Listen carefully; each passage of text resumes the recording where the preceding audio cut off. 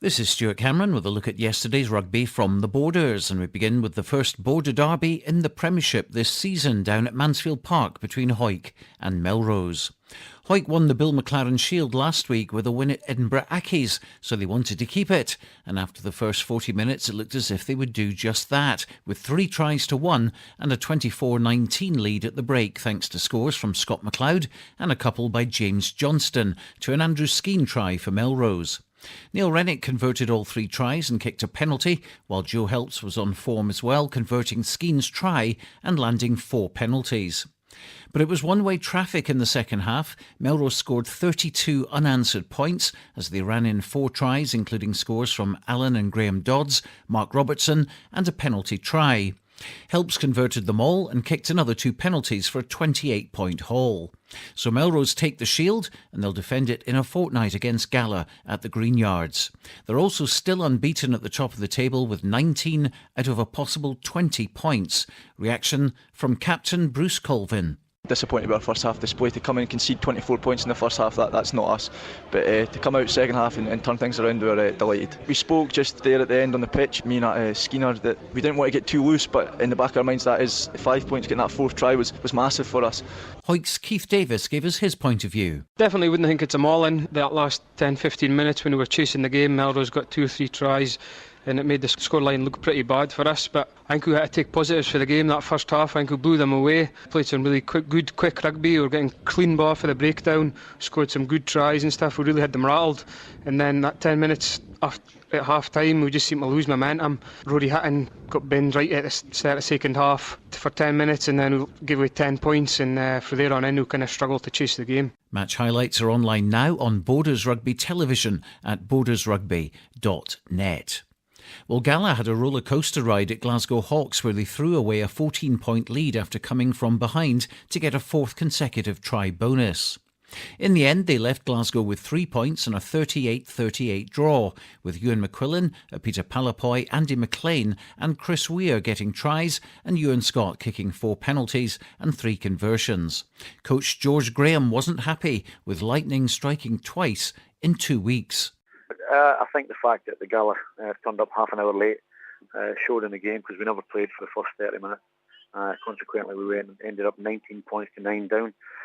But luckily, just at the end of the first half, we scored a try to bring us back to 19-16.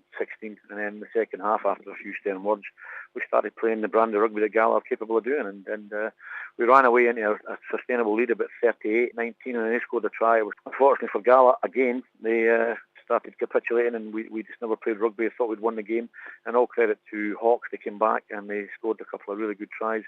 And if I'm being honest with you, we were very lucky to escape with a draw, because they were on our line for most of the last 10 minutes. So very, very disappointed in the draw, because I think it's 2 points lost rather than 3 gained. So Melrose topped the table on 19 points with Gala second on 15.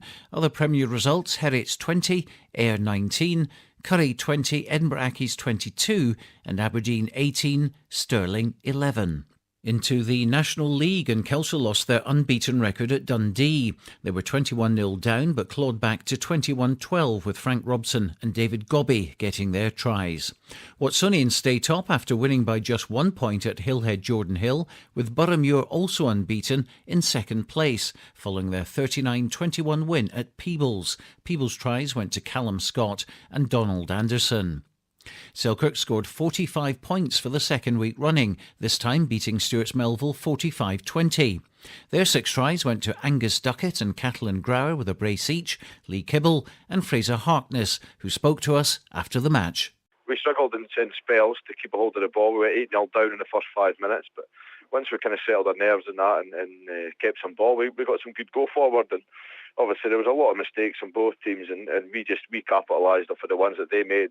We scored some really great tries today, back to kind of Selkirk of old. And seeing some of the young boys, and Josh Welsh playing really well today, and Scott Tuff coming on at 9 playing well, and it bodes well at the minute. Obviously we've got Peebles next week, which is going to be a tough challenge, but no, we're looking forward to it. In the other National League game, GHA won at Biggar.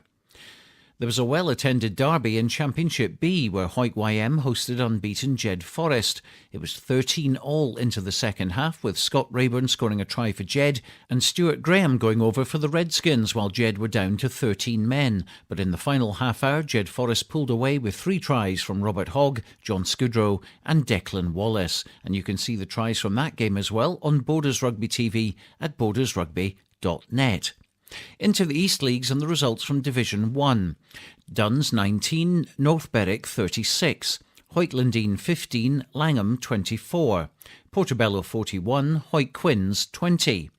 East League 2, Leith 25, Earlston 24, Pennycook 13, Berwick 19.